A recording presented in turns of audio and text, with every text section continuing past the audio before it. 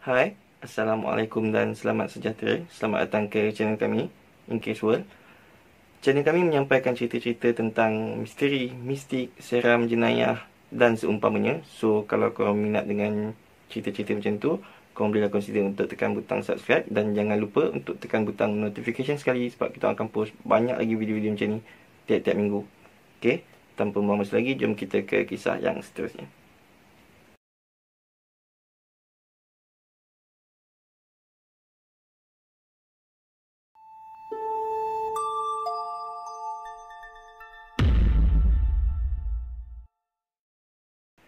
Disebabkan anak gadisnya mempunyai urusan di luar bandar, Barbara, seorang nenek yang berusia 60-an, akan mengambil alih tugas mereka untuk menjaga cucu-cucunya. Dia mempunyai 3 orang cucu, 2 orang daripadanya berusia 6 tahun ke bawah dan seorang lagi berusia 15 tahun bernama Alisa.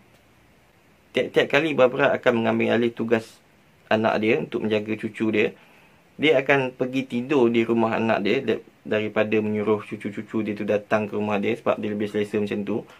So, kali ni pun tak berbeza dengan yang sebelumnya. Barbara bersiap-siap dan dia pergi ke rumah anaknya.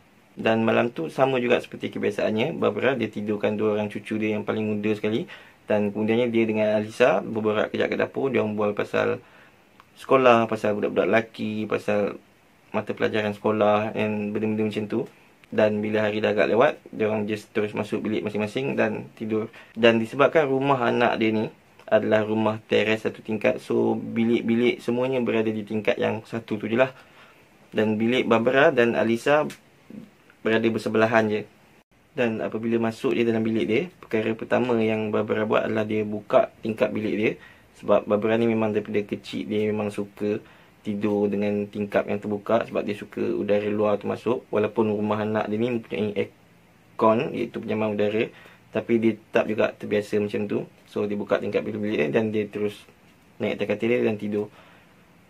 Pada pukul 3 pagi, Barbara tiba-tiba terjaga sebab dia terdengar bunyi macam benda bergerak dekat luar tingkap dia. Bilik Alisa dan juga Barbara ni, dia berada di sebelah tepi rumah tau. Maksudnya pintu depan rumah, so sebelah tepi dia. Daripada tingkap bilik Barbara tu, dia boleh nampak pagar dia dan juga dia boleh nampak rumah jiran dia dan nampak jalan raya sikit lah. So Barbara dia terdengar bunyi macam bunyi benda bergerak kat luar. Dan pada mulanya dia macam nak biarkan je, macam nak ni anjing ke kucing ke macam tu lah kot, dia nak sambung tidur. Tapi kemudiannya dia terdengar lagi bunyi tu. Dan kali ni bunyi tu tak macam bunyi binatang, tapi bunyi macam tapak kaki orang yang tengah berjalan dekat luar rumah dia. So Barbara dia terus pusing sebab tingkap tu berada di sebelah kepala katil dia. So dia terus pusing macam menyarat tu dan dia selak langsir bilik dia. Dan dia nampak sebelah side dia, maksudnya dalam tanah diorang, dalam kawasan diorang lah, dia nampak ada satu basikal bersandar dekat pagar.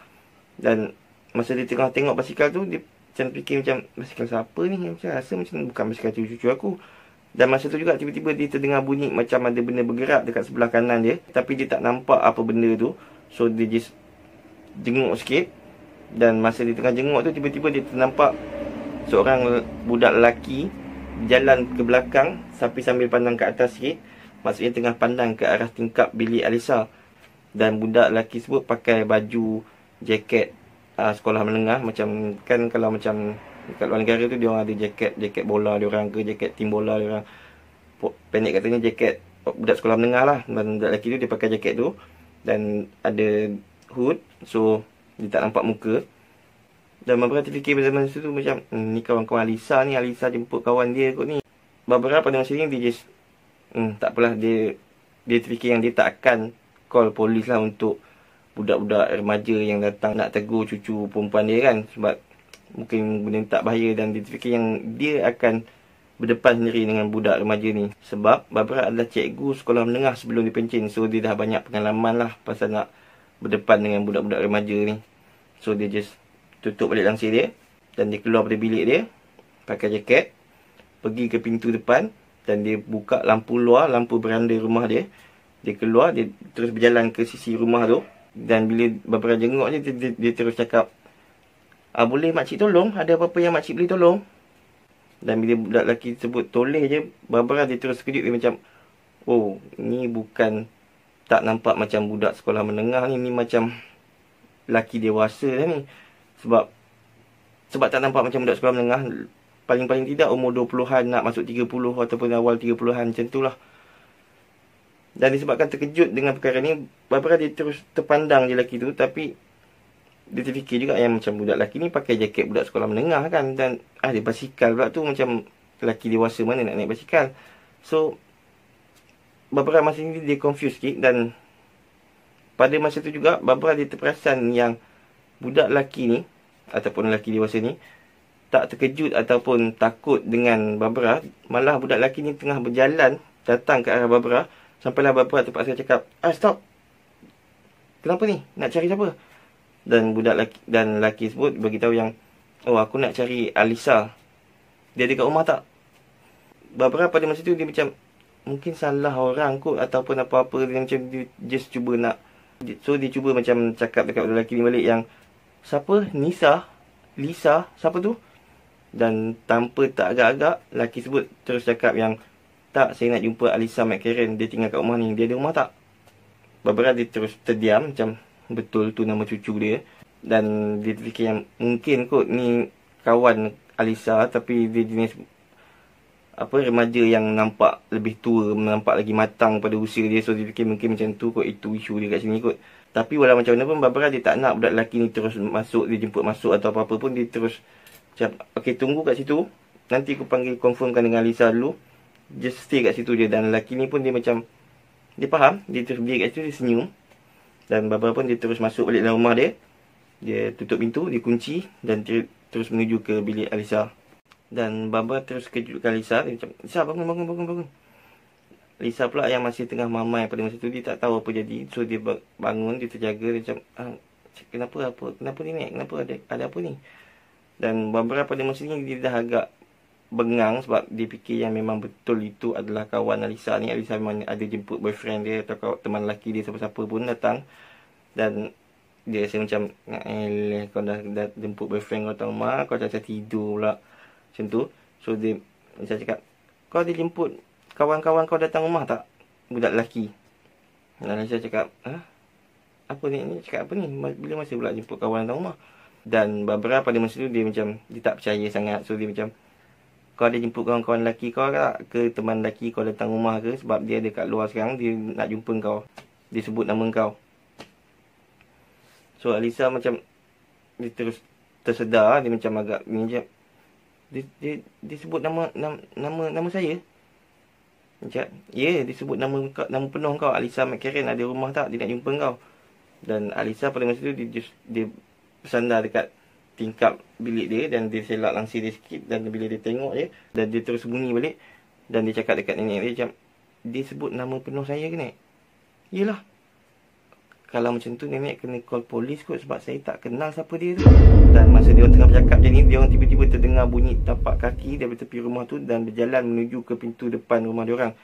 So Barbara pada masa ni dia terus macam dah tahu yang ini confirm bukan kawan Alisa, ini orang asing yang tengah cuba nak pecah masuk rumah anak dia. So dia terus cakap dekat Alisa macam, kau duduk dalam bilik kau, kunci pintu. So Barbara dia terus pergi keluar depan. Dia pergi keluar, dia masuk pintu bilik dia dan dia tutup tingkap dia, kunci tingkap dia. Dia keluar balik, dia berdiri dekat pintu depan rumah dia sebab dia nak pastikan yang dia dah kunci pintu tadi. Sebab dia rasa macam dia dah kunci tapi dia dah tak yakin, dia was-was. So dan bila sampai kat pintu depan rumah dia, rumah anak dia tu, dia terus nampak yang pintu tu terkunci.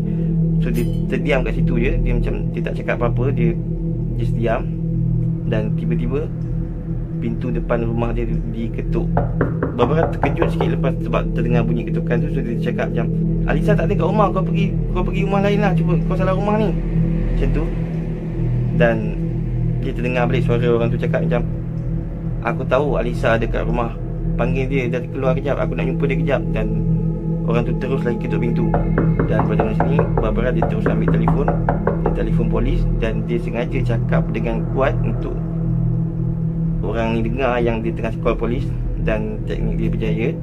Orang tu bila dia dengar je macam tu, dia terus belah sebab Barbara dia dengar bunyi tapak kaki orang tu keluar situ. Dan Barbara masa tengah cakap dengan polis tu, dia terus berlari masuk dalam bilik dia, selak langsir dia. Dan dia nampak lelaki tadi ambil basikal dia, kayu basikal sikit, pergi ke jalan raya besar tu dan berhenti di belakang sebuah SUV, buka bonet, masukkan basikal tu, dan orang tu pergi ke sebelah penumpang. Maksudnya dia bukan pergi sebelah driver, dia pergi sebelah penumpang. Maksudnya apa dia plan dia orang pun, dia nak pergi jumpa Lisa ke apa ke, dia bukan berseorangan, dia ada kawan dia. Dan selang beberapa minit lepas tu pihak polis sampai dan beberapa pun bagi tahu rupa orang tu macam mana dan juga kereta apa dia naik, basikal tu semua.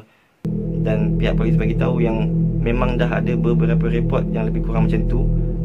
Dan rupa-rupanya dia orang ni bukanlah remaja sekolah menengah, tapi memang orang dah dewasa, orang lelaki dewasa. Dan dia orang gunakan media sosial untuk tengok detail info pasal budak-budak perempuan yang tinggal dekat kawasan tu, ataupun nak cari rumah dia orang kat mana. Dan bila dia orang dapat tahu, dia orang akan cuba pergi rumah tu dan minta jumpa perempuan tu, dan dia orang akan culik budak perempuan tu lah. Atas tujuan apa, pihak polis masih lagi tak pasti. So maksudnya apa je yang info yang Alisa letak dalam Facebook ataupun Instagram dia pada masa tu dah buatkan orang tu dapat tahu kat mana dia tinggal. Dan mungkin juga dapat tahu yang parents Alisa ni akan tak ada kat rumah pada waktu tu. Itu saja daripada aku untuk kali ni. Pesanan aku, berhati-hatilah dengan apa yang kita letakkan di media sosial. Sebab zaman sekarang ni kita dah tak pasti, tak tahu pun, bermacam-macam cara orang nak ambil kesempatan kat atas kita. So kalau korang ada pengalaman yang sama, korang boleh DM aku dekat Facebook ataupun Instagram aku. Nama aku untuk kedua-dua akaun sama je, Key In Case. Dan aku juga ada akaun TikTok, masih menggunakan nama yang sama, Key In Case. So dekat sana aku ceritakan kisah-kisah pendek. So tak kisahlah korang daripada YouTube, Facebook ataupun Instagram aku. Aku ucapkan banyak-banyak terima kasih kepada semua yang dah subscribe, yang support aku. Masih banyak-banyak.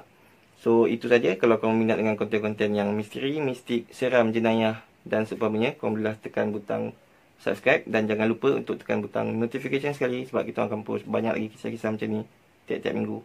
Okay, Assalamualaikum dan selamat sejahtera.